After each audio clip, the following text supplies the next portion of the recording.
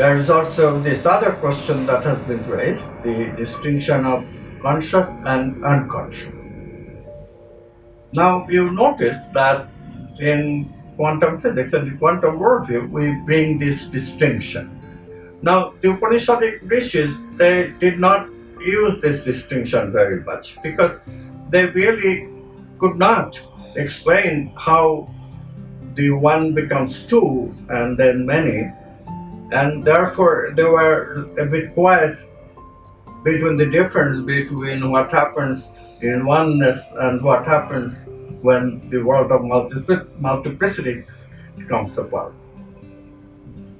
Quantum physics can do that because it has defined the two worlds as distinct. The world of oneness, quantum physics says, is the world of potentiality, and the world of separateness is the world of manifestation. When the waves collapse into particles, then we have manifest experience. Consciousness identifies with the brain, and that's the world that we experience. And we define reality as the world of experience. Now, mind you, quantum physics is saying these experiences are only momentary, created moment to moment. Reality goes back to potentiality as soon as the experience is over. And that is very subtle. Stay with the concept. Where does it go? Back to the unmanifest. So we might as well give a name to the unmanifest. We might as well call it unconscious. Oneness is unconscious.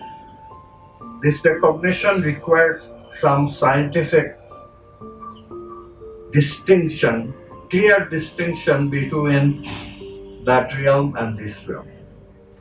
The ancient people did have the idea of reality being oneness, but they mistook that as reality and did not pay much attention to what happens later, which must be appearance.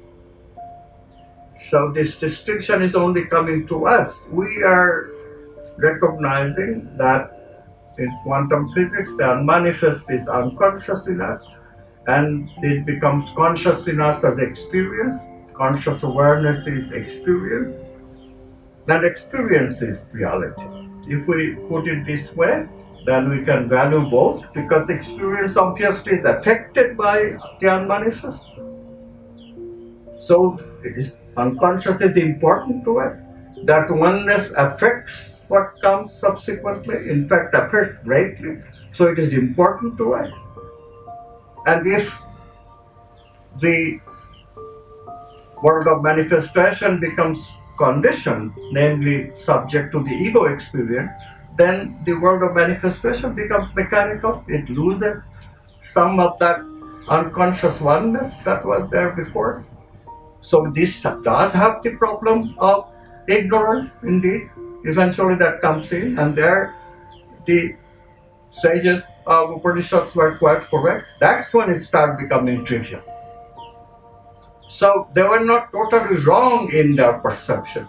But in between triviality and that unconscious oneness, there's a lot of realm to play for the human being. When the human being becomes totally machine-like condition, then the material part prevails. And then there is indeed only trivia. And we need not be interested in that, although most of the world plays that game, but we, the connoisseurs, need to be interested in that. You lose interest in that.